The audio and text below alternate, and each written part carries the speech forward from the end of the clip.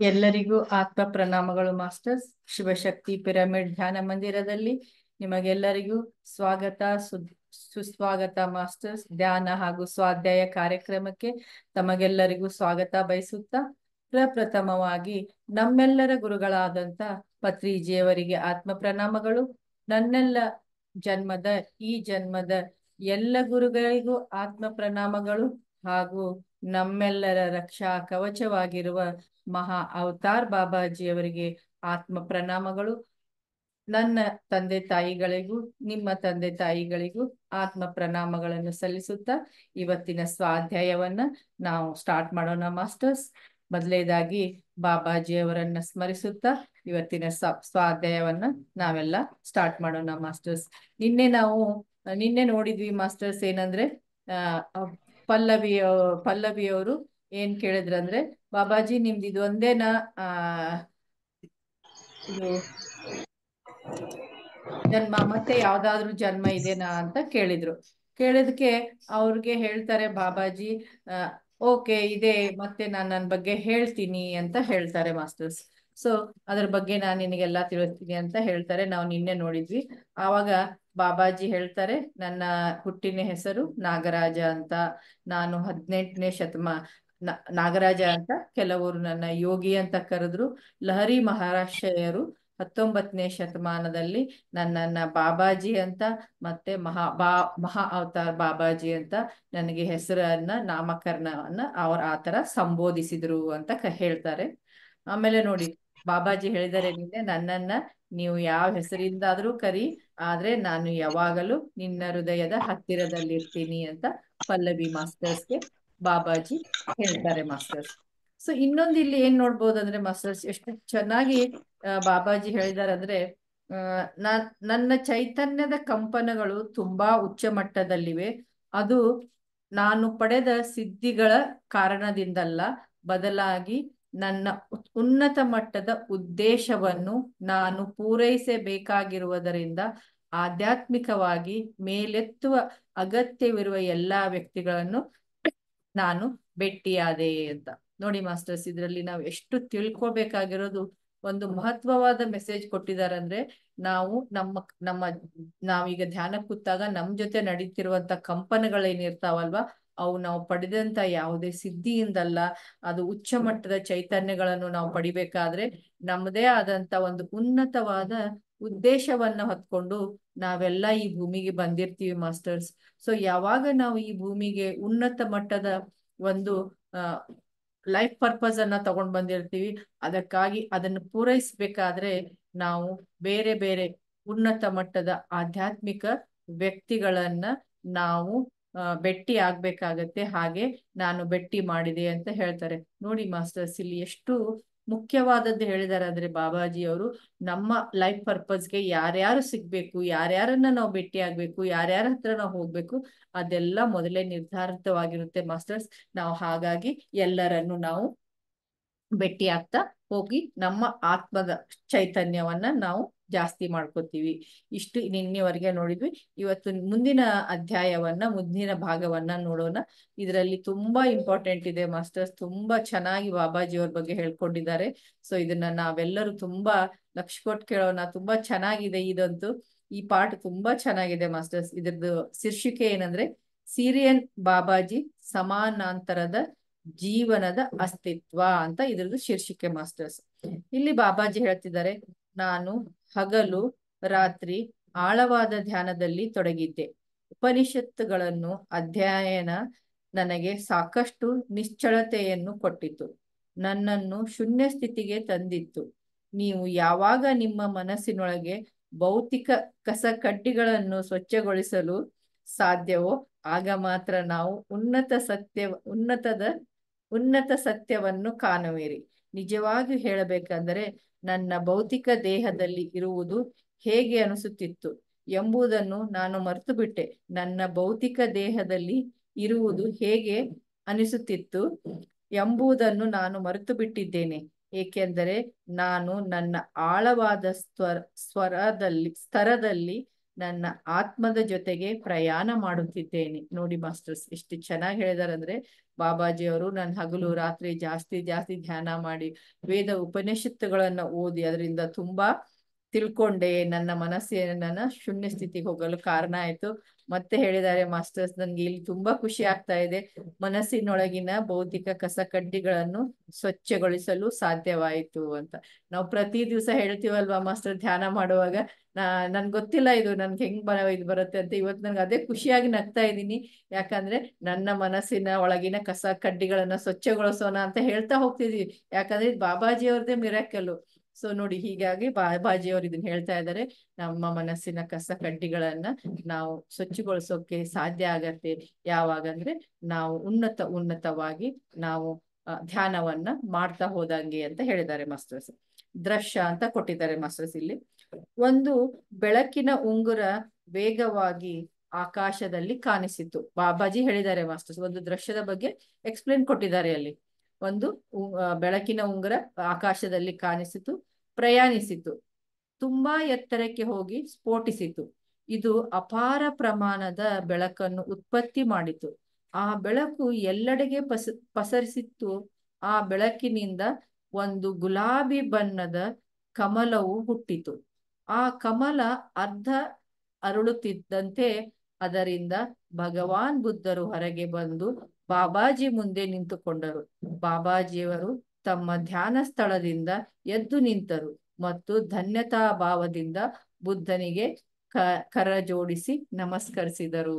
ನೋಡಿ ಮಾಸ್ಟರ್ಸ್, ಬಾಬಾಜಿಯವರಿಗೆ ಒಂದು ರಿಂಗ್ ಕಾಣಿಸತ್ತೆ, ಒಂದು ತೇಜಪುಂಜವಾದ ಒಂದು ರಿಂಗ್ ಕಾಣಿಸತ್ತೆ. ಅದು ಹೇಗೆ ಆಕಾಶದಲ್ಲಿ ಮೇಲೆ ಮೇಲೆ ಹೊರಡ್ತಾ ಏನಾಗತ್ತೆ, ಒಂದು ಮೇಲೆ ಎತ್ತರಕ್ಕೆ ಹೋಗಿ ಅದು ಸ್ಫೋಟಗೊಳ್ಳುತ್ತೆ. ಸ್ಫೋಟಗೊಂಡಾಗ ಅದ್ರ ಬೆಳಕು ಚೆಲ್ಲತ್ತೆ. ಅದು ಒಂದು ತಿಳಿ ಗುಲಾಬಿ ಕಲರ್ ಅನ್ನ ತಗೊಳುತ್ತೆ. ತಿಳಿ ಗುಲಾಬಿ ಕಲರ್ ಅನ್ನ ತಗೊಂಡಾಗ ಅದು ಅರ್ಧ ಕಮಲವಾಗಿ ಅರಳುತ್ತೆ. ಆ ಅರ್ಧ ಕಮಲದಿಂದ ಭಗವಾನ್ ಬುದ್ಧರು ಹೊರಗೆ ಬರ್ತಾರೆ. ಭಗವಾನ್ ಬುದ್ಧರು ಹೊರಗೆ ಬಂದಾಗ ಬಾಬಾಜಿ ಎದ್ದು ನಿಂತು ಕೈ ಮುಗಿತೆ ಅಂತ ಹೇಳ್ತಾ ಇದ್ದಾರೆ. ಆವಾಗ, ಈ ಜನ್ಮದಲ್ಲಿ ನಿನ್ನ ಪಾತ್ರವೇನು? ಬುದ್ಧರು ಕೇಳಿದರು. ದಯವಿಟ್ಟು ಈ ವಿಷಯಗಳಲ್ಲಿ ಮಾರ್ಗದರ್ಶನ ಮಾಡಿ, ಬಾಬಾಜಿಯವರು ವಿನಯದಿಂದ ಉತ್ತರಿಸಿದರು. ನೋಡಿ ಮಾಸ್ಟರ್ಸ್, ನಾವು ಬಾಬಾಜಿ ಕೇಳಿದಕ್ಕೆ ನೀವೇ ನನಗೆ ಮಾರ್ಗದರ್ಶನ ಮಾಡಿ ಅಂತ ಬುದ್ಧ ಭಗವಾನರಿಗೆ ಹೇಳ್ತಾರೆ. ನೀನು ಉನ್ನತ ಮಟ್ಟದ ಸಮಾಧಿ ಸ್ಥಿತಿಯನ್ನು ಸಾಧಿಸಿರುವೆ. ಇದು ದೇಹದಲ್ಲಿ ನಿನಗೆ ಬೇಕಾದಷ್ಟು ಸಮಯ ಮುಪ್ಪಿಲ್ಲದೆ ಇರಬಹುದು ಮತ್ತು ಜನರಿಗೆ ಶಿಕ್ಷಣ ನೀಡುವ ನಿನ್ನ ಉದ್ದೇಶವನ್ನು ಪೂರ್ಣಗೊಳಿಸಬಹುದು ಅಂತ ಬುದ್ಧರು ಬಾಬಾಜಿ ಅವರಿಗೆ ಹೇಳಿದ್ರಂತೆ. ನೋಡಿ ಮಾಸ್ಟರ್ಸ್, ನೀನು ತುಂಬಾ ಸಿದ್ಧಿಯನ್ನ ಪಡೆದಿದ್ಯಪ್ಪ, ನೀನು ಉನ್ನತ ಮಟ್ಟವನ್ನು ಸಾಧಿಸಿದ್ಯಾ, ಯಾಕಂದ್ರೆ ನೀನ್ ಸಮಾಧಿ ಸ್ಥಿತಿಗೆ ಹೋಗಿದ್ಯಾ. ಸೊ ಆ ಸಮಾಧಿ ಸ್ಥಿತಿಗೆ ಹೋಗಿದ್ರಿಂದ ನೀನು ಜನರಿಗೆ ಮುಪ್ಪಿಲ್ಲದೆ ಜನರಿಗೆ ಶಿಕ್ಷಣವನ್ನು ಅಂದ್ರೆ ಈ ಧ್ಯಾನದ ಶಿಕ್ಷಣವನ್ನು ಕೊಡೋಕೆ ನೀನು ಅರ್ಹರಾಗಿದ್ಯಾ. ನಿನ್ನ ಉದ್ದೇಶವನ್ನು ಅಂದ್ರೆ ನೀನು ಬಂದಿರೋದೇ ಇದೇ ಉದ್ದೇಶಕ್ಕೆ, ಇದರಿಂದ ನಿನ್ನ ಉದ್ದೇಶವನ್ನ ನೀನು ಪೂರೈಸಿಕೊಳ್ಳಬಹುದು ಅಂತ ಬುದ್ಧರು ಹೇಳ್ತಾರೆ ಮಾಸ್ಟರ್ಸ್. ಅವಾಗ ಏನಾಗತ್ತಂದ್ರೆ ಮಾಸ್ಟರ್ಸ್, ಬುದ್ಧ ತಮ್ಮ ಬಲಗೈಯನ್ನು ವೃತ್ತಾಕಾರವಾಗಿ ತಿರುಗಿಸಿ ಒಂದು ಪ್ರವೇಶ ದ್ವಾರವನ್ನು ತೆರೆದರು. ಆಗ ಅವರು ಬಾಬಾಜಿಯವರು ಆ ಪ್ರವೇಶ ದ್ವಾರದ ಒಳಗೆ ಹೋಗಲು ಹೇಳಿದರು ಮತ್ತು ಈ ಭೂಮಿಯ ಮೇಲೆ ಹೆಚ್ಚಿನ ಚೈತನ್ಯದ ಕಾರ್ಯವನ್ನು ಸಕ್ರಿಯಗೊಳಿಸಲು ತಮ್ಮ ಜೊತೆಗಾರರೊಂದಿಗೆ ಕಾರ್ಯ ಮಾಡಲು ಹೇಳಿದರು. ಬಾಬಾಜಿ ತಲೆ ಅಲ್ಲಾಡಿಸಿ ತಮ್ಮ ಸಮ್ಮತಿಯನ್ನು ಸೂಚಿಸಿ ಮತ್ತು ಆ ಪ್ರವೇಶ ದ್ವಾರದ ಒಳಗೆ ಹೋದರು. ಆ ದ್ವಾರವು ಅವರ ಹಿಂದೆಯೇ ಮುಚ್ಚಿಕೊಂಡಿತ್ತು. ಈ ದೃಶ್ಯದಲ್ಲಿ ಬಾಬಾಜಿಯವರು ಬಿಳಿ ಬಣ್ಣದ ಪಂಚೆಯನ್ನು ಹೆಗಲ ಮೇಲೆ ಒಂದು ಅಂಗವಸ್ತ್ರವನ್ನು ಧರಿಸಿದ್ದರು ಅಂತ ಹೇಳ್ತಾರೆ ಮಾಸ್ಟರ್ಸ್. ಆದ್ರೆ ಬಾಬಾಜಿಗೆ ಬುದ್ಧ ಭಗವಾನರು ಅವ್ರ ಬಲಗೈಯಿಂದ ಒಂದು ವೃತ್ತಾಕಾರವನ್ನು ಮಾಡ್ತಾರೆ. ವೃತ್ತಾಕಾರವನ್ನು ಮಾಡಿ ಅದ್ರಿಗೆ ಹೇಳ್ತಾರೆ ಬಾಬಾಜಿಗೆ, ನೀನ್ ಇದ್ರಲ್ಲಿ ಪ್ರವೇಶ ಮಾಡು ಅಂತ. ಬಾಬಾಜಿ ಏನು ಮರು ಪ್ರಶ್ನೆ ಮಾಡದೆ ಇಲ್ಲಿ ಹೋಗಿ ಈ ಭೂಮಿಯ ಮೇಲೆ ನಿನ್ನ ಹೆಚ್ಚಿನ ಚೈತನ್ಯ ಕಾರ್ಯವನ್ನು ಮಾಡು ಅಂತ ಬಾಬಾಜಿ ಹೇಳ್ತಾರೆ. ಹೇಳಿದಾಗ ಬಾಬಾಜಿಯವರು ಬುದ್ಧ ಭಗವಾನ್ ಹೇಳಿದಕ್ಕೆ ಯಾವುದೇ ಒಂದು ಪ್ರಶ್ನೆ ಕೊಡದೆ ಅದರಲ್ಲಿ ಬಾಬಾಜಿಯವರು ಪ್ರವೇಶ ಮಾಡ್ತಾರೆ. ಆವಾಗ ಬಾಬಾಜಿಯವರ ಮೈಯಲ್ಲಿ ಕೇವಲ ಪಂಚೆ ಇತ್ತು ಅಂತ ಹೇಳ್ತಾರೆ. ಬಾಬಾಜಿ ಹೇಳ್ತಾ ಇದ್ದಾರೆ, ನೀನು ನೋಡಿದ್ದನ್ನು ನೋಡಿದ್ದನ್ನು ನಂಬು ಮತ್ತು ನೋಡಲಿರುವುದನ್ನು ಕೂಡ ನಂಬು. ನೀನು ಯಾವಾಗಲಾದರೂ ಒಂದು ದೃಶ್ಯವನ್ನು ನೋಡಲು ಪ್ರಾರಂಭಿಸುತ್ತೀಯೋ, ಆ ನೋಡುವುದು ಕೇವಲ ನಿನ್ನ ಇರುವಿಕೆ ಆಗಿರದೆ ನಿನ್ನ ಅಸ್ತಿತ್ವವಾಗಿದೆ. ನಿನ್ನ ಭೌತಿಕ ಮನಸ್ಸನ್ನು ಅದರೊಳಗೆ ತೊಡಗಿಸಿದ ತಕ್ಷಣ ನೀನು ನಿನ್ನನ್ನು ನೋಡಲಾರೆ. ಆಳವಾದ ಉಸಿರಾಟ ಮತ್ತು ನಿರಳವಾಗುವ ನಿನ್ನ ಆತ್ಮವು ನಿನಗೆ ಮಾರ್ಗದರ್ಶನ ಮಾಡಲಿಕ್ಕೆ ಬಿಡು. ನೋಡಿ ಎಷ್ಟು ಚೆನ್ನಾಗಿ ಇಲ್ಲಿ ವರ್ಣಿಸಿದ್ದಾರೆ ಅಂದ್ರೆ ಮಾಸ್ಟರ್ಸ್. ನೀನು ಏನು ಬಾಬಾಜಿ ಹೇಳ್ತಾರೆ, ನೀನ್ ಏನ್ ನೋಡ್ತಿದ್ಯಪ್ಪ ಅದನ್ನ ನಂಬು. ಯಾವುದು ನೋಡ್ದಿರುವುದನ್ನು ನಂಬು. ಕೆಲವೊಂದು ಕಾಣಿಸೋದಿಲ್ಲ, ಅದನ್ನೂ ನಂಬು. ಯಾವಾಗ ನೀನು ಒಂದು ದೃಶ್ಯವನ್ನ ನೋಡಕ್ ಪ್ರಾರಂಭಿಸ್ತೀಯ, ಆವಾಗ ಕೇವಲ ನಿನ್ನ ಇರುವಿಕೆ ಅಸ್ತಿತ್ವ ಇರುತ್ತೆ. ಆ ಇರುವಿಕೆ ಅಸ್ತಿತ್ವ ಒಂದೇ ಆಗಿರದೆ ನೀನು ಇರುವ ಅಸ್ತಿತ್ವವಾಗಿರುತ್ತೆ. ಮತ್ತು ಭೌತಿಕ ಮನಸ್ಸನ್ನು ಅದರಲ್ಲಿ ತೊಡಗಿಸಿದ ತಕ್ಷಣ ನೀನು ನಿನ್ನನ್ನು ನೋಡಲಾರೆ. ಅಂದ್ರೆ ಭೌತಿಕ ಮನಸ್ಸನ್ನು ಆ ಉಸಿರಿನಲ್ಲಿ ತೊಡಗಿಸಿದಾಗ ನಿನ್ನನ್ನು ನೀನು ನೋಡೋದಿಲ್ಲ. ಆಳವಾದ ಉಸಿರಾಡು ಮತ್ತು ನಿರಳವಾಗು. ನಿನ್ನ ಆತ್ಮವು ನಿನಗೆ ಮಾರ್ಗದರ್ಶನ ಮಾಡುತ್ತೆ. ನಾವು ಹೇಳ್ತೀವಿ ನೋಡಿ ಮಾಸ್ಟರ್, ಉಸಿರನ್ನ ಗಮನಿಸ್ತಾ ಹೋದಾಗ, ನಾವು ಆಳವಾಗಿ ಹೋದಾಗ ನಮ್ಮ ಆತ್ಮವೇ ನಮ್ಗೆ ಗೈಡೆನ್ಸ್ ಮಾಡುತ್ತೆ. ನಿನಗೆ ಯಾವ ದೃಶ್ಯ ಕಾಣಿಸಿದ್ರು ಅಷ್ಟೋಯ್ತು, ಕಾಣಿಸ್ಲಿಕ್ಕೆ ಅಷ್ಟೋಯ್ತು, ನಿನ್ನ ಅಸ್ತಿತ್ವ ಅನ್ನೋದು ಇರುತ್ತದೆ. ಅಂದ್ರೆ ನಿನ್ನ ಅಸ್ತಿತ್ವ ಇದೆ ಅಲ್ಲಿ. ಈಗ ನಮ್ಗೆ ಏನ್ ಕಾಣಿಸಿದ್ರು ಆಯ್ತು, ಕಾಣಿಸ್ಲಿಕ್ಕಂದ್ರೂ ಆಯ್ತು. ನಾವು ಹೇಳ್ತೀವಿ ನೋಡಿ, ವಿಜನ್ಸ್ ಬಂದ್ರು ಆಯ್ತು, ವಿಜನ್ಸ್ ಬರ್ಲಿಲ್ಲ ಅಂದ್ರೂ ಆಯ್ತು. ಆದ್ರೆ ನಮ್ಮ ಉಸಿರಿನೊಂದಿಗೆ ನಾವು ಹೋಗಿ ನಮ್ಮ ಆತ್ಮ ಸ್ವರೂಪದಲ್ಲಿ ನಾವಿದ್ದಾಗ ನಮ್ಮ ಆತ್ಮವೇ ನಮ್ಗೆ ಮಾರ್ಗದರ್ಶನ ನೀಡುತ್ತೆ. ಬೇರೆ ನಮ್ಗೇನು ಬೇಕಾಗಿಲ್ಲ ಅಂತ ಹೇಳ್ತಾರೆ. ಇದರ ಮುಂದುವರೆದ ಭಾಗ ಬಾಬಾಜಿಯವರು ಹೇಳ್ತಾ ಇದ್ದಾರೆ. ಬಾಬಾಜಿಯವರು ಆ ದಾರಿಯಲ್ಲಿ ನಿಧಾನವಾಗಿ ನಡೆಯುತ್ತಿದ್ದರು. ಸ್ವಲ್ಪ ದೂರದಲ್ಲಿ ಯಾರೋ ನಿಂತಿರುವುದನ್ನು ಅವರು ನೋಡಿದರು. ಅವರು ಆ ವ್ಯಕ್ತಿಯ ಹೆಗಲ ಮೇಲೆ ತಮ್ಮ ಕೈಯನ್ನಿಟ್ಟರು ಮತ್ತು ಆ ಮನುಷ್ಯ ಹಿಂದಿರುಗಿ ನೋಡಿದ. ಬಾಬಾಜಿಯವರೇ ಕನ್ನಡಿಯ ಮುಂದೆ ನಿಂತು ತಮ್ಮನ್ನು ತಾವು ನೋಡಿಕೊಳ್ಳುತ್ತಿದ್ದಾರೆ ಎನಿಸುವಂತೆ ಆ ಮನುಷ್ಯ ಬಾಬಾಜಿಯವರಿಗೆ ನಿಖರವಾದ ಪ್ರತಿರೂಪದಂತಿದ್ದ. ಹಂಗೆ ಬಾಬಾಜಿಯವರು ಯಾವ ಒಂದು ರಿಂಗಲ್ಲಿ ಭಗವಾನ್ ಬುದ್ಧರವರನ್ನ ಪ್ರವೇಶ ಮಾಡಿದ್ರು, ಹಾಗೆ ಮುಂದೆ ಮುಂದೆ ಹೋಗ್ಬೇಕಾದ್ರೆ ಯಾರೋ ಒಬ್ರು ಅವ್ರ ಹೆಗಲ ಮೇಲೆ ಕೈ ಇಟ್ಟಂಗ ಆಯ್ತಂತೆ. ಬಾಬಾಜಿ ತಿರುಗಿ ನೋಡಿದ್ರೆ ಅವ್ರು ಸೇಮ್ ತದ್ರೂಪ ಬಾಬಾಜಿ ಅವರಂತಾನೆ ಇದ್ರಂತೆ. ಅವನು ಸಾವಕಾಶವಾಗಿ ಬದಲಾದ ಮತ್ತು ನನ್ನ ಮೂಲ ರೂಪದಲ್ಲಿ ರೂಪಾಂತರಗೊಂಡ. ನೋಡಿ, ಅವನು ಮೂಲ ರೂಪದಲ್ಲಿ ನನ್ನೊಳಗೆ ಬಂದು ಸಾವಕಾಶವಾಗಿ ನನ್ನಂತೆ ಬದಲಾಗಿ ಮೂಲ ರೂಪದಲ್ಲಿ ರೂಪಾಂತರಗೊಂಡ. ಅವನು ಸೀರಿಯಸ್ ನಕ್ಷತ್ರದಿಂದ ಬಂದಿದ್ದ. ಸೀರಿಯಸ್ ನಕ್ಷತ್ರ ಅಂತ ಹೇಳ್ತೀವಲ್ಲ ಮಾಸ್ಟರ್, ಆ ನಕ್ಷತ್ರದಿಂದ ಬಂದಿದ್ದ. ಹೀಗೆ ಬಾಬಾಜಿಯವರು ಸಿರಿಯನ್ ಜೀವನ ನನಗೆ ಚಲನಚಿತ್ರದಂತೆ ಗೋಚರಿಸಿತು. ಒಂದು ಸಮಾನಾಂತರದ ಜೀವನದ ಅನುಭವ. ಸುಮಾರು 10 ಅಡಿಗಳ ಎತ್ತರದ ಒಂದು ಆಕೃತಿಯನ್ನು ನೋಡಿದೆ. ಅವನಿಗೆ ಉದ್ದವಾದ ಕೂದಲಿದ್ದವು ಮತ್ತು ಅವನ ಹಣೆಯ ಮೇಲೆ ಒಂದು ಸುಂದರವಾದ ಆಕೃತಿ ಇತ್ತು. ಪಿರಾಮಿಡ್ಗಳಿಂದಾದ ಒಂದು ಪಟ್ಟಿಯ ಆಕೃತಿ ಮತ್ತು ನೀಲಿ ಬಣ್ಣದ ಹರಳುಗಳು ಅದರ ಮೇಲಿತ್ತು. ಅವನ ಬಣ್ಣದ ಹರಳುಗಳಿಂದ ತಯಾರಿಸಿದ ಕಂಠಿ ಹಾರವನ್ನು ಧರಿಸಿದ್ದ ಮತ್ತು ಮಾಸಲು ಬಿಳಿ ಬಣ್ಣದ ಬಟ್ಟೆ ಅವನ ಕೊರಳ ಸುತ್ತಿತ್ತು. ಅವನ ದೇಹದ ಮೇಲ್ಭಾಗ ಬರಿದಾಗಿತ್ತು ಮತ್ತು ಅವನು ದೇಹದ ಕೆಳಗೆ ಬಟ್ಟೆಯಿಂದ ಅಚ್ಚುಕಟ್ಟಾಗಿ ಮುಚ್ಚಲ್ಪಟ್ಟಿತ್ತು. ಆ ಕಾಣಿಸಿದಂತ ವ್ಯಕ್ತಿಯ ಬಗ್ಗೆ ವಿವರಣೆ ಕೊಡ್ತಾ ಇದ್ದಾರೆ ಮಾಸ್ಟರ್ಸ್. ಆ ವ್ಯಕ್ತಿ ಬೇರೆ ಯಾರು ಅಲ್ಲ, ಸೀರಿಯಸ್ ನಕ್ಷತ್ರದಿಂದ ಬಂದವರಾಗಿದ್ರು. ಅವರು 10 ಅಡಿ ಆಳ ಇದ್ರು ಅಂತ ಹೇಳ್ತಾರೆ. ನೋಡಿ ಮಾಸ್ಟರ್, ಎಷ್ಟು ಹೈಟ್ ಇರ್ಬೋದು. 10 ಅಡಿ ಆಳ ಇದ್ರು. ಅವರ ಹಣೆ ಮೇಲೆ ಒಂದು ಪಿರಾಮಿಡ್ ತರ ಒಂದು ಇದಿತ್ತು. ಅದರಲ್ಲಿ ಕೆಲವೊಂದು ಹರಳುಗಳಿದ್ವು. ಆ ನೀಲಿ ಹರಳುಗಳಿಂದ ಅವರು ತುಂಬಿದ್ರು. ಆಮೇಲೆ ಆ ತರ ಒಂದು ಆಕೃತಿಯನ್ನ ಹಾಕೊಂಡಿದ್ರು. ಆಮೇಲೆ ಅವ್ರ ಕೊರಳಲ್ಲಿನೂ ಕಂಠಹಾರ ಇತ್ತು, ಅಂದ್ರೆ ಕಂಠ ಹಾರವನ್ನು ಹಾಕೊಂಡಿದ್ರು. ಅಂತ ವ್ಯಕ್ತಿ ಕೇವಲ ಮೇಲೆ ಪಾರ್ಟು ಬರಿದಾಗಿತ್ತು, ಕೆಳಗಡೆ ಅವರು ಬಟ್ಟೆಯಿಂದ ಮುಚ್ಚಿದ್ರು ಅಂತ ಹೇಳ್ತಾರೆ. ಅವನ ಪಾದಗಳು ದೊಡ್ಡದಾಗಿದ್ದವು. ಪಾದದ ಮೇಲಿನ 2 ಬೆರಳುಗಳು ಅಳತೆ ಒಂದೇ ಆಗಿತ್ತು ಮತ್ತು ಉಳಿದ 3 ಬೆರಳುಗಳು ಸ್ವಲ್ಪ ಚಿಕ್ಕದಾಗಿದ್ದವು. ಸಿರಿಯನ್ ಮುಖ ಭೂಮಿಯವರಿಗಿಂತ ಬಹಳ ಭಿನ್ನವಾಗಿರಲಿಲ್ಲ.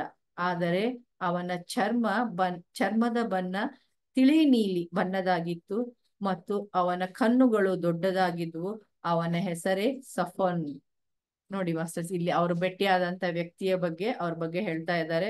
ಅವ್ರ ಪಾದ ತುಂಬಾ ದೊಡ್ಡದಾಗಿತ್ತು. ಅವ್ರ ಪಾದಲ್ಲಿನ 2 ಬೆರಳುಗಳು ಸಮಾನ ಅಳತೆ ಇದ್ದಾಗಿದ್ದು, 3 ಬೆರಳು ಕಿರಿದಾಗಿದ್ವು. ಸಿರಿಯನ್ ಮುಖ ಹೇಗಿತ್ತಂದ್ರೆ, ಭೂಮಿಯ ಏನು ನಾವು ಈ ಜೀವಿಗಳಿದ್ದೀವಲ್ಲ ಅದು ಸಿರಿಯನ್ ಸ್ಟಾರ್ ಅವ್ರಿಗೆ ಭೇಟಿಯಾಗಿದ್ದು. ಸೊ ಅವ್ರಿಗೆ ನಮಗೇನ್ ಬಹಳ ಡಿಫ್ರೆನ್ಸ್ ಇಲ್ಲ, ನಾವು ಅವ್ರು ಸೇಮ್ ಇದ್ವಿ. ಆದ್ರೆ ಅವರ ಚರ್ಮದ ಬಣ್ಣ ತಿಳಿ ನೀಲಿ ಇದೆ ಅಂತ ಹೇಳ್ತಾರೆ. ಆ ಕಣ್ಣು ಸ್ವಲ್ಪ ದೊಡ್ಡದಾಗಿದೆ. ನನಗೆ ಭೇಟಿಯಾದಂತ ವ್ಯಕ್ತಿ ಹೆಸರು ಸಫೋನ್ ಅಂತ ಹೇಳ್ತಾರೆ ಮಾಸ್ಟರ್ಸ್. ಆಗ ಒಂದು ದೊಡ್ಡ ಗರುಡ ಪಕ್ಷಿ ಆಕಾಶದಲ್ಲಿ ಹಾರಾಡುತ್ತಾ ಇರುವುದನ್ನು ನೋಡಿದೆ ಮತ್ತು ಅದು ನಿಧಾನವಾಗಿ ಸಫೋನನ ಹತ್ತಿರ ನೆಲದ ಮೇಲೆ ಬಂದು ಇಳಿಯಿತು. ಅದಕ್ಕೆ ತಲೆಯ ಮೇಲೆ ಬೆಳ್ಳಿಯ ಬಣ್ಣವಿತ್ತು. ಅದರ ಉಳಿದ ದೇಹ ನವಿಲಿನ ನೀಲಿ ಬಣ್ಣದಾಗಿತ್ತು. ಅದರ ಗರಿಗಳ ಮೇಲೆ ಅಲ್ಲಲ್ಲಿ ಎರಚಿದಂತೆ ಕಾಣುತ್ತಿತ್ತು. ಕಲಾತ್ಮಕವಾದ ಹಾಗೂ ಸುಂದರವಾದ ಚಿತ್ರಗಳಿದ್ದವು. ಬಾಬಾಜಿ ನಿಧಾನವಾಗಿ ಸಫೋನನಲ್ಲಿ ವಿಲೀನಗೊಂಡರು ಮತ್ತು ಅವರಿಬ್ಬರು ಒಂದಾದರು ಅಂತ ಹೇಳ್ತಾರೆ. ನೋಡಿ ಮಾಸ್ಟರ್ಸ್, ಅಂದ್ರೆ ಸಫೋನ್ ಹತ್ರ ಒಂದು ಗರುಡ ಪಕ್ಷಿ ಬಂತು. ಅದು ಹೇಗಿತ್ತು ಅಂತ ಎಕ್ಸ್ಪ್ಲೇನ್ ಮಾಡಿದ್ದಾರೆ. ಅದು ಮೈಯೆಲ್ಲ ಬೆರಳಾಗಿತ್ತು, ಬೆಳ್ಳಿಯ ಬಣ್ಣದಿತ್ತು. ಆಮೇಲೆ ನವಿಲಿನ ತರ ನೀಲಿ ಗರಿಗಳಿದ್ದು ಅಲ್ಲಲ್ಲಿ ಒಂದು ಸ್ವಲ್ಪ ಚಿತ್ರಗಳಿದ್ದು, ಯಾವಾಗ ಅದು ಕಲಾತ್ಮಕವಾದ ಚಿತ್ರಗಳಿದ್ದು. ಬಾಬಾಜಿ ನಿಧಾನವಾಗಿ ಆ ಸಫೋನ್ ದೇಹ 2 ವಿಲೀನಗೊಂಡು, ಅಂದ್ರೆ 2 ಒಂದೇ ಆಗ್ಬಿಟ್ವು ಅಂತ ವಿವರಿಸಿದ್ದಾರೆ. ಆಗ ಸಫೋನ್ ಆ ಗರುಡ ಪಕ್ಷಿಯ ಮೇಲೆ ಕುಳಿತುಕೊಂಡ, ಹಾರಾಟ ಆರಂಭಿಸಿದ. ಆ ಗರುಡ ಪಕ್ಷಿಯು ಉನ್ನತ ಪ್ರಜ್ಞೆಯುಳ್ಳ ಜೀವಿ. ಆಕಾಶದಲ್ಲಿ ಅವರಿಗೊಂದು ಚೈತನ್ಯದ ಮಾರ್ಗವಿತ್ತು. ಅಂತರಿಕ್ಷದಲ್ಲಿ ವಾಯು ಸಾರಿಗೆ ವ್ಯವಸ್ಥೆ ಇದ್ದಂತೆ ಆ ಗರುಡವು ತಾನೇ ಒಂದು ತರಬೇತಿ ಹೊಂದಿದ ವಿಮಾನ ಚಾಲಕನಂತೆ ಆ ಪಥವನ್ನು ಅನುಸರಿಸುತ್ತಾ ಇತ್ತು. ಅವನು ಮುಂದೆ ಹೋದಂತೆಲ್ಲ ಆ ಪಥವು ತ್ವರಿತವಾಗಿ ಗೋಚರವಾಗುತ್ತಿತ್ತು ಮತ್ತು ಅಗೋಚರವಾಯಿತು. ಸಫೋನ್ ರೋಮಾಂಚನಗೊಂಡಂತೆ ಮತ್ತು ಅಸ್ತಿತ್ವ ವಿಶ್ವಾಸಿಯಂತೆ ಕಾಣಿಸಿದ. ಈ ಮಧ್ಯ ಹಿನ್ನೆಲೆಯಲ್ಲಿ ಸೂರ್ಯಾಸ್ತವಾಗುತ್ತಾ ಇತ್ತು. ನೋಡಿ, ಸಫೋನ್ ಏನ್ ಮಾಡಿದ್ರು, ಆ ಗರುಡ ಪಕ್ಷಿ ಮೇಲೆ ಕುತ್ಕೊಂಡ್ರು. ಆ ಗರುಡ ಪಕ್ಷಿ ಹೇಗೆ ಒಂದು ವರ್ತಿಸ್ತಾ ಇತ್ತಂದ್ರೆ, ಅತ್ಯಂತ ಒಂದು ಪ್ರಜ್ಞೆ ಉಳ್ಳಂತ ಪಕ್ಷಿ ಆಗಿತ್ತು. ಹೇಗೆ ನಾವು ಪ್ಲೇನಲ್ಲಿ ಕುತ್ಕೊಂಡಾಗ ಅದರದೇ ಒಂದು ದಾರಿ ಇಟ್ಕೊಂಡು ಸೇಮ್ ಅದೇ ಕಕ್ಷೆಯಲ್ಲಿ ಹೋಗುತ್ತೆ, ಅದಕ್ಕೆ ಗೊತ್ತಿತ್ತು. ಅದೇ ಒಂದು ದಾರಿಯಲ್ಲಿ ಅದು ಕರ್ಕೊಂಡು ಹೋಗ್ತಾ ಇತ್ತು. ಅದು ಹೇಗೆ ಮುಂದೆ ಕರ್ಕೊಂಡು ಹೋಗ್ತಾ ಇತ್ತು, ಅವಾಗ ದಾರಿ ಕಾಣಿಸ್ತಾ ಇತ್ತು, ಮುಂದಿನ ದಾರಿ. ಮುಂದೆ ಹೋದಾಗ ಹಿಂದೆ ಎಲ್ಲ ಅಗೋಚರವಾಗ್ತಿತ್ತು, ಅಂದ್ರೆ ಎಲ್ಲ ಬಂದಾಗ್ತಾ ಇತ್ತು ಅಂತ ಹೇಳ್ತಾರೆ. ಅಷ್ಟು ಹೋಗುವಷ್ಟರಲ್ಲಿ ಅವರಿಗೆ ತುಂಬಾ ರೋಮಾಂಚನವಾಗ್ತಾ ಇತ್ತು. ಇದ್ರ ಮಧ್ಯೆ ಸೂರ್ಯಾಸ್ತ ಆಯ್ತು ಅಂತ ಹೇಳ್ತಾರೆ. ಸೀರಿಯಸ್ಗೆ ಅತಿ ದೊಡ್ಡ ಸೂರ್ಯನಿದ್ದಾನೆ. ನೋಡಿ, ಸೀರಿಯಸ್ ಸ್ಟಾರ್ ಬಗ್ಗೆ ಹೇಳ್ತಾ ಇದ್ದಾರೆ ಮಾಸ್ಟರ್ಸ್. ನಾವು ಮೊನ್ನೆ 88 ಪೋರ್ಟಲ್ಗೆ ಕನೆಕ್ಟ್ ಆಗಿದ್ದೀವಲ್ವಾ, ಅದೇ ಸ್ಟಾರ್ ವರ್ಡ್ ಇದು. ಸೀರಿಯಸ್ಗೆ ಅತಿ ದೊಡ್ಡ ಸೂರ್ಯನಿದ್ದಾನೆ. ಭೂಮಿಯ ಸೂರ್ಯನಿಗಿಂತ ಅದು ಎಷ್ಟೋ ದೊಡ್ಡ ಪಟ್ಟದಾಗಿದೆ. ನಮ್ಮ ಗ್ರಹಕ್ಕಿಂತ ಸೀರಿಯಸ್ ಮೇಲಿನ ಜೀವನ ಹೆಚ್ಚು ಮುಂದುವರೆದದ್ದಾಗಿದೆ ಮತ್ತು ಇದು ಸುಮಾರು 1700 ಬೆಳಕಿನ ವರ್ಷಗಳಷ್ಟು ದೂರದಲ್ಲಿದೆ. ಸಿರಿಯನ್ಸ್ ಜಗತ್ತು ಭೂಮಿಗಿಂತ ಬಹಳ ವಿಕಾಸಗೊಂಡಿದೆ ಅಂತ ಹೇಳ್ತಾರೆ. ನೋಡಿ ಮಾಸ್ಟರ್ಸ್, ಇಲ್ಲಿ ಸಿರಿಯನ್ ಸ್ಟಾರ್ ಬಗ್ಗೆ ಬಾಬಾಜಿ ಅವರು ಹೇಳಿದ್ದಾರೆ. ಅದು ಅಲ್ಲಿ ತುಂಬಾ ನಮ್ಮ ಭೂಮಿಗಿಂತ ದೊಡ್ಡದಾದ ಸೂರ್ಯನಿದ್ದಾನೆ. ಅದು ಭೂಮಿಗಿಂತ ಎಷ್ಟೋ ದೊಡ್ಡ ಪಟ್ಟದಿದೆ. ನಮ್ಮ ಗ್ರಹಕ್ಕಿಂತ ನಾವು ಏನಿ ಭೂಮಿಯಲ್ಲಿ ಇದೆಯಲ್ವಾ, ಇದಕ್ಕಿಂತ ಒಂದು ಡೆವಲಪ್ಡ್ ಸ್ಟಾರ್ ಆಗಿದೆ. ಅದು ಇದಕ್ಕಿಂತ ಜಾಸ್ತಿ ಡೆವಲಪ್ಮೆಂಟ್ ಅಲ್ಲಿದೆ ಮತ್ತು ನಮಕ್ಕಿಂತ 1700 ವರ್ಷಗಳಷ್ಟು ದೂರದಲ್ಲಿದೆ ಅಂತ ಹೇಳ್ತಾ ಇದ್ದಾರೆ ಮಾಸ್ಟರ್ಸ್. ಅದು ಸೊ ಅಷ್ಟು ಬೆಳಕಿನ ವರ್ಷಗಳಷ್ಟು ದೂರದಲ್ಲಿದೆ, ಅಂದ್ರೆ ಅಷ್ಟು ವರ್ಷ ದೂರ ಹೋಗ್ಬೇಕು, ಅಷ್ಟು ದೂರದಲ್ಲಿದೆ. ಆದರೆ ಭೂಮಿಗಿಂತ ಜಾಸ್ತಿ ಅಲ್ಲಿ ಡೆವಲಪ್ಮೆಂಟ್ ಇದೆ ಅಂತ ಹೇಳ್ತಾರೆ ಮಾಸ್ಟರ್ಸ್. ಆ ಗ್ರಹದ ಬಗ್ಗೆ ಬಾಬಾಜಿಯವರು ಇಲ್ಲಿ ಎಕ್ಸ್ಪ್ಲನೇಷನ್ ಅನ್ನ ಕೊಟ್ಟಿದ್ದಾರೆ.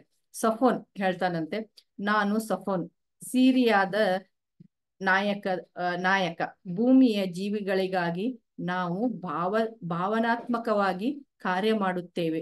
ಮಾಸ್ಟರ್ಸ್ ಇದನ್ನ ತುಂಬಾ ಚೆನ್ನಾಗಿ ಕೇಳಿ, ಸಫೋನ್ ಅವ್ರು ಹೇಳಿದ್ದು ನಮ್ಗೆ ತುಂಬಾ ಅರ್ಥ ಆಗತ್ತೆ. ಮುಂದಿನಿಂದ ನಮ್ಗೆ ಏನೇನು ಎಷ್ಟೊಂದು ಅರ್ಥ ಆಗತ್ತೆ ಅಂತ ಈ ಪ್ಯಾರಾಗ್ರಾಫ್ ತುಂಬಾ ಚೆನ್ನಾಗಿದೆ. ನಾನು ಸಫೋನ್, ಸಿರಿಯಾದ ನಾಯಕ. ಭೂಮಿಯ ಜೀವಿಗಳಿಗಾಗಿ ನಾವು ಭಾವನಾತ್ಮಕವಾಗಿ ಕಾರ್ಯ ಮಾಡುತ್ತೇವೆ. ನಮ್ಮ ಜನರು ಕರೆಯನ್ನು ನಾನು ಯಾವಾಗಲೂ ನಿಮ್ಮ ಜನರ ಕರೆಯನ್ನು ನಾನು ಯಾವಾಗಲೂ ಕೇಳಿದ್ದೇನೆ. ನಾನು ಅಂತಹ ಬಹಳಷ್ಟು ಜನರ ಸಂಪರ್ಕದಲ್ಲಿದ್ದೇನೆ ಮತ್ತು ಸಫೋನ್ ಎಂಬ ಹೆಸರಿನಲ್ಲಿ ಸಂದೇಶಗಳ ವಿನಿಮಯ ಮಾಡಿಕೊಳ್ಳುತ್ತೇನೆ. ನೋಡಿ, ಅಲ್ಲಿ ಹೇಳ್ತಾ ಇದ್ದಾರೆ, ನಾನು ಸಫೋನು, ಸಿರಿಯಾದ ನಾಯಕ, ಸಿರಿಯಾದ ದೊರೆ ನಾನು. ಭೂಮಿಯ ಜನರ ಜೊತೆ ನಮ್ಮ ಸಿರಿಯನ್ಸ್ ಜನರಿಗೂ ನಿಮ್ಮ ಭೂಮಿಯ ಜೊತೆಗೂ ಅಂದ್ರೆ ನಾನು ಸಫೋನಿಗೂ ತುಂಬಾ ಭಾವನಾತ್ಮಕವಾದ ಸಂಬಂಧವಿದೆ. ನಿಮ್ಮ ಜನರು ಯಾವಾಗ ನಮ್ಮನ್ನ ಕರೀತಾರೆ ಆವಾಗ ನಾವು ನಮ್ಮ ಹೆಸರಿನ, ಸಫೋನ್ ಅನ್ನೋ ಹೆಸರಿನ ಸಂದೇಶವನ್ನ ಕಳಿಸ್ತೀವಿ ಅಂತ ಹೇಳಿದ್ದಾರೆ ಮಾಸ್ಟರ್ಸ್. ನಾನು ಬಾಬಾಜಿಯಾಗಿ ಭೂಮಿಯ ಅನುಭವವನ್ನು ಹೊಂದಲು ಈ ಭೂಮಿಗೆ ಇಳಿದು ಬಂದಿದ್ದೇನೆ. ಅಂದ್ರೆ ಸಫೋನ್ ಅನ್ನೋ ಸಿರಿಯನ್ ನಾಯಕ ಬಾಬಾಜಿಯವರ ಬಾಬಾಜಿ ಜನನ ತಗೊಂಡು ಅಂದ್ರೆ ಇಲ್ಲಿ ಜನರ ಭೂಲೋಕದ ಜನರ ಒಂದು ಅನುಭವವನ್ನ ತಗೋಬೇಕಂತ ಬಾಬಾಜಿ ರೂಪದಲ್ಲಿ ಅವರು ಇಲ್ಲಿ ಜನ್ಮ ತಾಳಿದ್ದಾರೆ ಅಂತ ಹೇಳಿದ್ದಾರೆ ಮಾಸ್ಟರ್ಸ್. ಈ ಕಾರ್ಯದ ಮೂಲಕ ನಾನು ಭೂಮಿಯ ಜೀವಿಗಳೊಡನೆ ನೇರವಾಗಿ ಸಂಪರ್ಕ ಹೊಂದಲು ಬಯಸುತ್ತೇನೆ. ಅವರ ವಾಸ್ತವಿಕ ಸತ್ಯವು ನಮ್ಮದಕ್ಕಿಂತ ಭಿನ್ನವಾಗಿಲ್ಲ ಎಂದು ಹೇಳ ಬಯಸುತ್ತೇನೆ. ನಿಮ್ಮ ವಿಚಾರಗಳಲ್ಲಿ ನಿಮ್ಮನ್ನು ಸೀಮಿತಗೊಳಿಸಿಕೊಂಡಿದ್ದೀರಾ. ನೋಡಿ, ಅವ್ರು ಹೇಳ್ತಾ ಇದ್ದಾರೆ, ಭೂಮಿ ಜನರ ಬಗ್ಗೆ ಹೇಳ್ತಿದ್ದಾರೆ, ನಿಮ್ಮ ವಿಚಾರಗಳಲ್ಲಿ ನಿಮ್ಮನ್ನು ಸೀಮಿತಗೊಳಿಸಿಕೊಂಡಿದ್ದೀರಾ.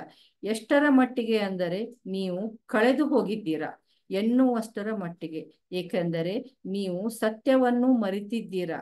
ಆದ್ದರಿಂದ ನಾವು ನಿಮ್ಮ ಪಯಣದಲ್ಲಿ ಸಹಾಯ ಮಾಡಲು ಮತ್ತು ಭೂಮಿಯ ಪ್ರಕಂಪನಗಳನ್ನು ಎತ್ತರಿಸಲು ಬಂದಿದ್ದೇವೆ. ನೋಡಿ, ಅಲ್ಲಿ ಎಷ್ಟು ಚೆನ್ನಾಗಿ ವಿವರಿಸಿದ್ದಾರೆ ಅಂದ್ರೆ, ನಾವು ಯಾಕೆ ಬಂದಿದ್ದೀವಪ್ಪ ಅಂತಂದ್ರೆ, ನೀವು ಈ ಭೂಮಿಯ ಜನರು ನಿಮ್ಮನ್ನ ನೀವು ತುಂಬಾ ಸೀಮಿತಗೊಳಿಸಿದ್ದೀರ, ಅಂದ್ರೆ ತುಂಬಾ ರಿಸ್ಟ್ರಿಕ್ಷನ್ ಮಾಡ್ಕೊಂಡಿದ್ದೀರಾ.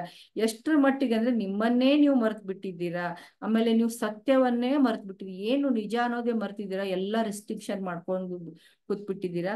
ಆದ್ದರಿಂದ ನಾವು ಈ ನಿಮ್ಮ ಪ್ರಯಾಣದಲ್ಲಿ ಅಂದ್ರೆ ನಿಮ್ಮ ಜೀವನದಲ್ಲಿ ನಾವು ಸಹಾಯ ಮಾಡಲು ನಿಮ್ಮ ಕಂಪನಗಳನ್ನು ಎತ್ತರಿಸಲು, ನಾವು ಫ್ರೀಕ್ವೆನ್ಸಿ ಅಂತ ಹೇಳ್ತೀವಲ್ಲ ಮಾಸ್ಟರ್ಸ್, ನಾವು ಈ ಕಂಪನಗಳು ಅಂತ ಹೇಳ್ತೀವಿ, ಈ ಕಂಪನಗಳನ್ನ ಅಂದ್ರೆ ನಮ್ಮ ಆತ್ಮಸ್ಥೈರ್ಯವನ್ನ ಜಾಸ್ತಿ ಮಾಡಲು ನಾವು ಈ ಭೂಮಿಗೆ ಬಂದಿದ್ದೇವೆ ಬಾಬಾಜಿ ರೂಪದಲ್ಲಿ ಅಂತ ಸಫೋನ್ ಹೇಳ್ತಾ ಇದ್ದಾರೆ ಮಾಸ್ಟರ್ಸ್. ಸಾವಿರಾರು ವರ್ಷಗಳ ಹಿಂದೆ ಭೂಮಿಯ ಮೇಲೆ ಪಿರಮಿಡ್ಗಳು ಸ್ಥಾಪಿತವಾದವು. ನಾವೇ ಸಾವಿರಾರು ವರ್ಷಗಳ ಹಿಂದೆ ಭೂಮಿಯ ಮೇಲೆ ಪಿರಾಮಿಡ್ಗಳನ್ನು ಸ್ಥಾಪಿಸಿದವರು ನಾವೇ. ನೋಡಿ ಮಾಸ್ಟರ್ಸ್, ಭೂಮಿ ಮೇಲೆ ಇವತ್ತು ಪಿರಾಮಿಡ್ ಸ್ಥಾಪಿತವಾಗಿದ್ದಾವೆ ಅಂದ್ರೆ ಸಿರಿಯನ್ಸ್ ದೊರೆಗಳಿಂದನೇ ಸ್ಥಾಪಿತವಾಗಿದೆ.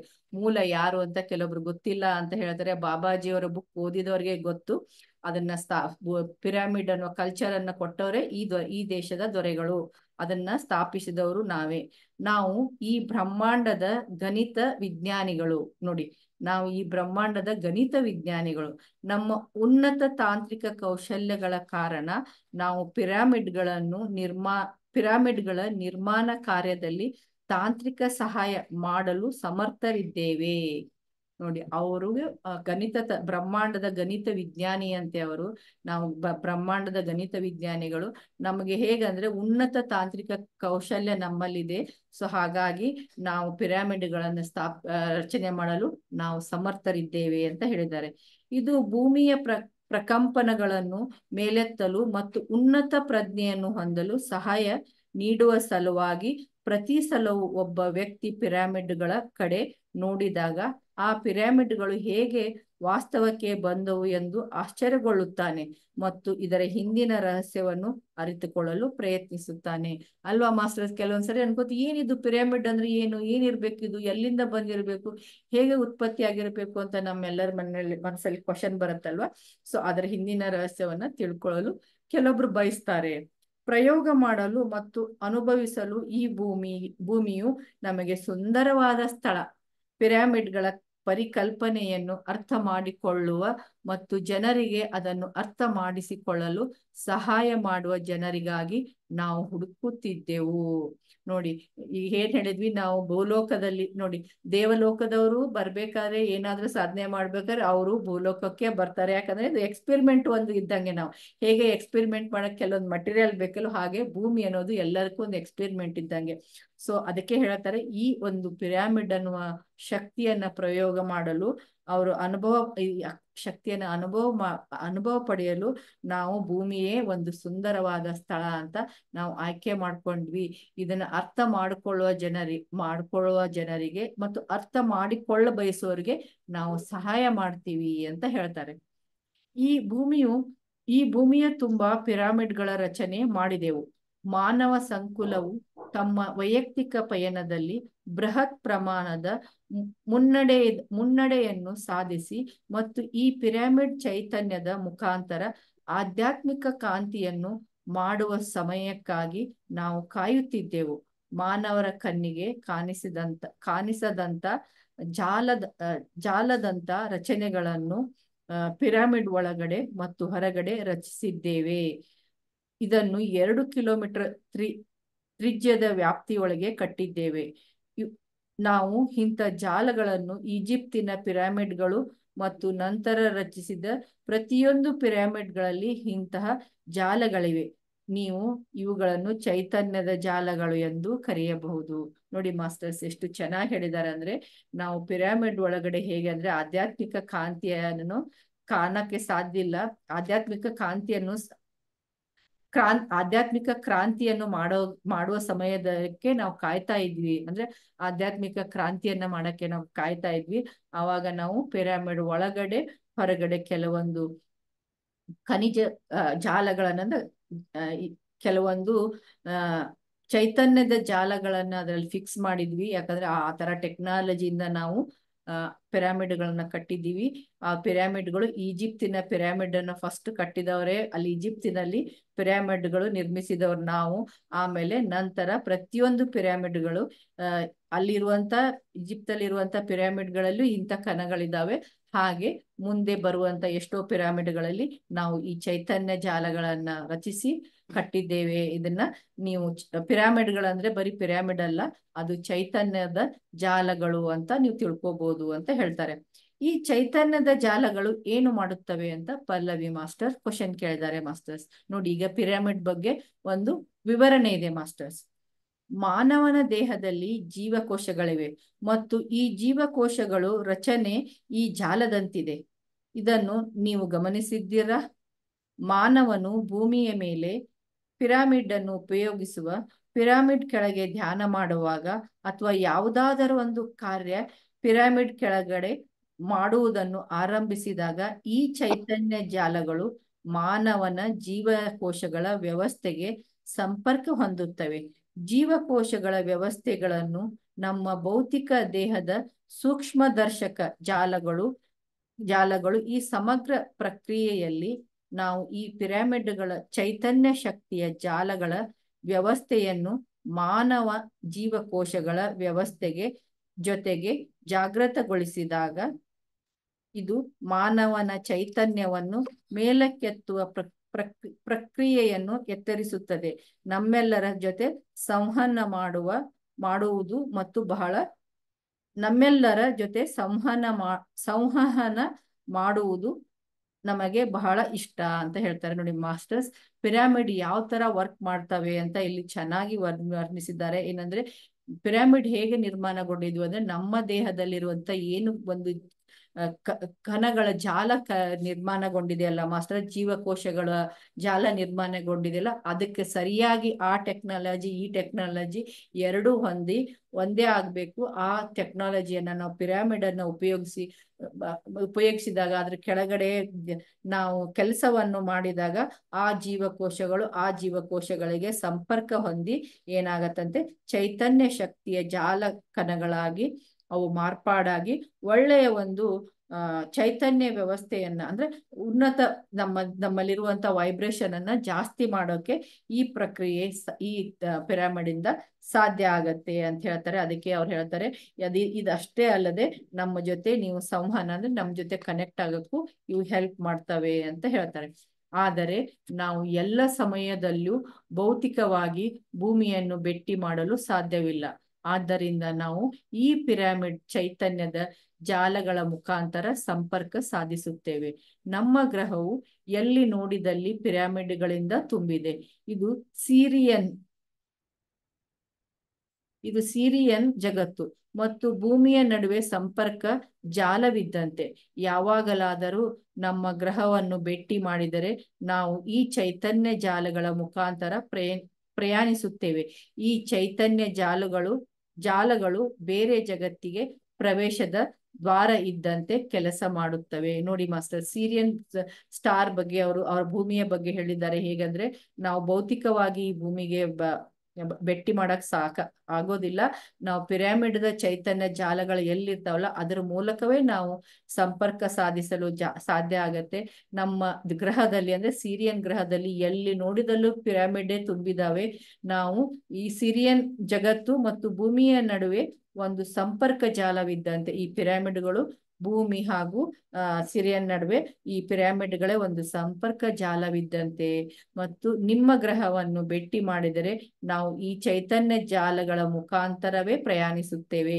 ಈ ಚೈತನ್ಯ ಜಾಲಗಳು ಬೇರೆ ಜಗತ್ತಿಗೆ ಪ್ರವೇಶ ದ್ವಾರದಂತೆ ಕೆಲಸ ಮಾಡುತ್ತವೆ. ನೋಡಿ ಮಾಸ್ಟರ್ಸ್, ನಾವು ಹೇಳ್ತಿರ್ತೀವಲ್ವಾ, ಧ್ಯಾನದಲ್ಲಿ ಅಫರ್ಮೇಶನ್ ಹಾಕೋತೀವಲ್ಲ, ಇದು ಒಂದು ನಮಗೆ ಪೋರ್ಟಲ್ ಇದ್ದಂಗೆ. ಇದು ನಾವ್ ಎಲ್ಲಿ ಹೋಗ್ಬೇಕಾದ್ರು, ಆಸ್ಟ್ರಲ್ ಟ್ರಾವೆಲ್ ಮಾಡ್ಬೇಕಾದ್ರು ಇದ್ರಲ್ಲೇ ಇದ್ರೆ ನಾವು ಸೇಫು ಅಂತ. ಹಾಗೇನೆ ಅವರು ಸಿರಿಯನ್ ಗ್ರಹ ಜೀವಿಗಳು ಯಾರಾದ್ರೂ ನಮ್ಮ ಭೂಮಿಗೆ ಸಂಪರ್ಕ ಬೆಳೆಸ್ಬೇಕಾದ್ರೆ ಅವರು ಪಿರಮಿಡ್ಗಳ ಮೂಲಕವೇ ಸಂಪರ್ಕ ಬೆಳೆಸ್ತಾರೆ. ಇಲ್ಲಾದ್ರೆ ಒಂದು ಸಂಪರ್ಕ ಬೆಳೆಸ್ತಾರೆ. ಇದು ಒಂದೇನೆ ಎಲ್ಲದಕ್ಕೂ ಪಿರಮಿಡ್ ಅನ್ನೋದು ಪ್ರವೇಶ ದ್ವಾರ ಇದ್ದಂಗೆ. ಆಮೇಲೆ ಸಿರಿಯನ್ ಸ್ಟಾರು ಒಂದು ಪ್ರವೇಶ ದ್ವಾರ ಇದ್ದಂಗೆ ಅಂತ ಹೇಳ್ತಾರೆ ಮಾಸ್ಟರ್ಸ್. ಇವತ್ತು ಇಷ್ಟು ತಿಳ್ಕೊಂಡು ಮುಂದಿಂದನ ನಾವು ನಾಳೆ ತಿಳ್ಕೊಳ್ಳೋಣ ಮಾಸ್ಟರ್ಸ್. ಇದ್ರಲ್ಲಿ ನಿಮ್ಗೆ ಏನಾದ್ರೂ ತಿಳಿದೇ ಇದ್ರೆ, ಏನಾದ್ರೂ ನಿಮ್ಗೆ ಗೊತ್ತಾಗದೇ ಇದ್ರೆ ಕೇಳಿ ಮಾಸ್ಟರ್ಸ್. ಏನಾದ್ರೂ ಕ್ವಶನ್ ಇದ್ರೆ ಕೇಳಿ, ಇಲ್ಲ ಅಂದ್ರೆ ನಾವು ಧ್ಯಾನಕ್ಕೆ ಕುತ್ಕೊಳ್ಳೋಣ. ಓಕೆ ಓಕೆ ಮಾಸ್ಟರ್ಸ್, ಎಲ್ಲರೂ ಧ್ಯಾನದ ಪೊಸಿಷನ್ಗೆ ಬಂದ್ಬಿಡಿ ಹಾಗಾದ್ರೆ.